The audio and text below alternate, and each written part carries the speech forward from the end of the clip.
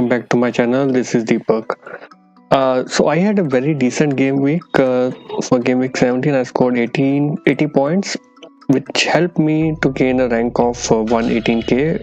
Earlier, my rank was 220k, so it was a good jump.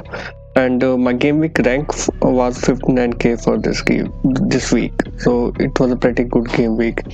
So let's see how it went for me and what clicked for me. So I played back four here. So I have James, Rudiger, Trent, and Diaz. So of course, James got an assist, and Diaz also got a clean sheet. And Alexander Arnold is in fine form as of now. He scored a goal.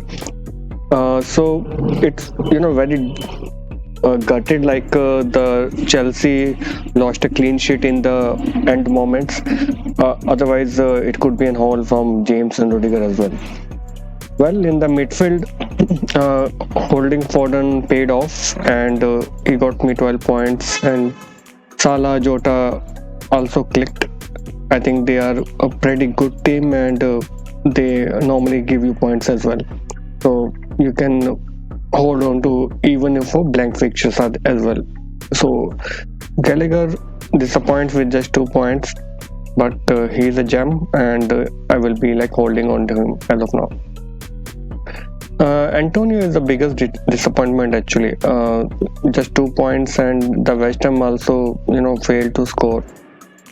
So currently, because of COVID scenarios, I'm holding on to him, and his fixtures are pretty good going forward.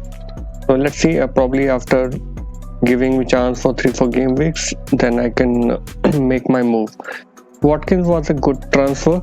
I made the transfer as I mentioned.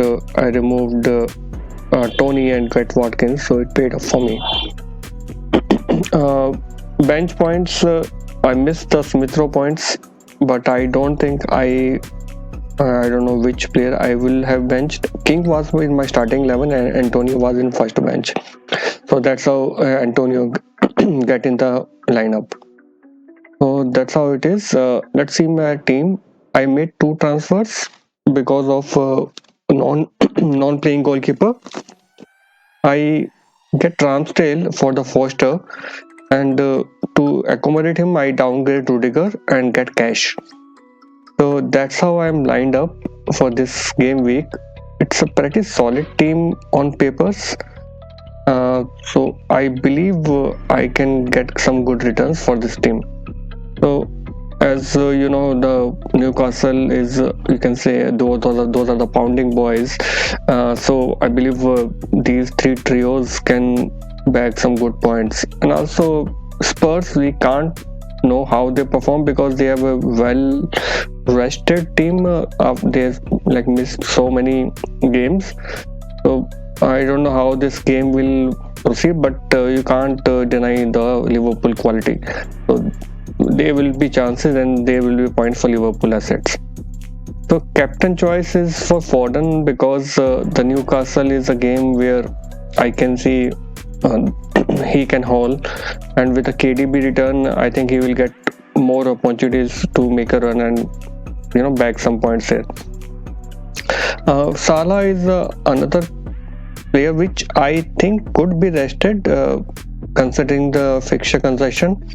So that's why I'm not giving him the captaincy band, and also considering Foden as a better fixture.